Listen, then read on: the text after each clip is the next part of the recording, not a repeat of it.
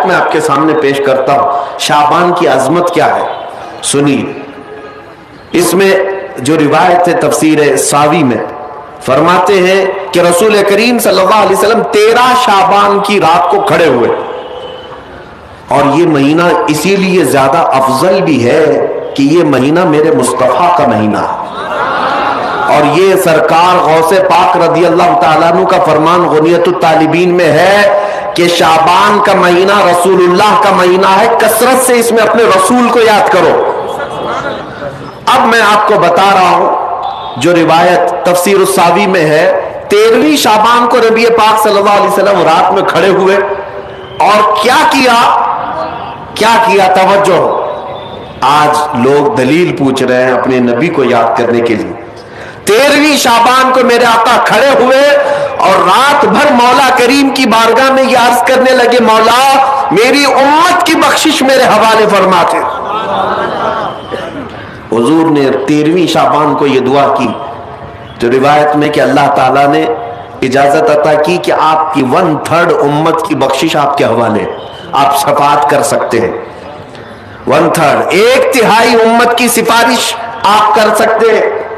14ویں رات کو پھر میرے آقا صلی اللہ علیہ وسلم کھڑے ہوئے, رات بھر عرض کرنے لگے, مولا میری امت کی شفاعت میرے حوالے کر دے, ان کی بخشش میرے حوالے کر دے. اللہ رب العزت نے 14ویں شعبان میں نبی پاک صلی اللہ تعالی علیہ وسلم کو حکم فرمایا 2/3 امت کی بخشش کی سفارش آپ کے حوالے ہے. 2/3 امت کی سفارش آپ کر سکتے ہیں. نبی پاک صلی اللہ تعالی علیہ وسلم کیا اس پر بھی راضی تھے, بلکہ 15ویں شعبان کی رات آئی, یہ رات, یہ تیسری رات تھی. نبی پاک صلی اللہ علیہ وسلم پھر کھڑے ہوئے اور آج کی رات کھڑے ہو کر نبی پاک صلی اللہ علیہ وسلم نے پھر وہی دعا کی, مولا میری بقیہ امت کی سفارش میرے حوالے فرما دے. آج کی رات رب ذوالجلال نے اپنی رحمت کے پورے دروازے کھول دیے اور ارشاد فرمایا, اے محبوب آپ کی پوری امت کی سفارش آپ کے حوالے ہے, سوائے اس مشرک کے, سوائے اس کافر کے جو آپ سے منہ پھیر کر بھاگتا ہے, اس کی سفارش آپ کے حوالے نہیں. اس کا حساب تو اللہ قیامت کے دن خدا لے گا. آج کی رات میرے عزیزوں, میرے نبی پاک صلی اللہ تعالی علیہ وسلم کو مکمل شفاعت کرنے کا اختیار دیا گیا ہے. پوری امت کی شفاعت, پوری امت کی شفاعت. شفاعت کا مطلب کیا ہے؟ اللہ کی بارگاہ میں سفارش کریں گے, سفارش کریں گے. بخشنا تو مولا کا ہی کام ہے, مغفرت تو رب تعالیٰ کی شان ہے. اب سنیے, حضرت عبداللہ ابن عباس رضی اللہ تعالیٰ عنہ سے منقول جو حدیث میں نے آپ کو بتائی, 5 راتیں جو دعاؤں کی قبولیت کی ہیں, اسی طرح آپ سے ایک اور روایت ہے.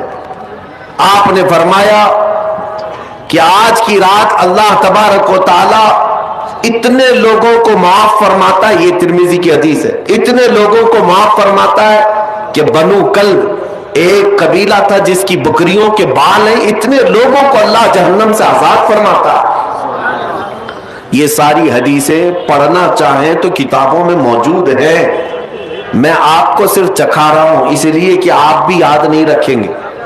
الحمدللہ یہاں پر سنیوں کا مجمع ہے اور اکثر ہمارا معمول یہی ہے, ہمارا تو معمول یہی ہے. بہت سارے لوگ, ہم اپنوں میں یہ نہیں کہتے کہ جو لوگ یہ کہتے ہیں میلاد کہاں سے ثابت ہے, شب برات کہاں سے ثابت ہے, شب قدر کہاں سے ثابت ہے, تو ہم تو صرف پہلے لفظوں میں صرف اتنا ہی کہتے ہیں یہ تو صرف سنیوں کی قسمت سے ثابت ہے, یہ ہماری قسمت میں لکھا ہوا ہے, یہ ہماری قسمت میں لکھا ہوا ہے کہ اللہ تبارک و تعالیٰ یہ موقع عطا فرماتا ہے گاہے بگاہے اور بندے اس کو یاد کر لیتے ہیں.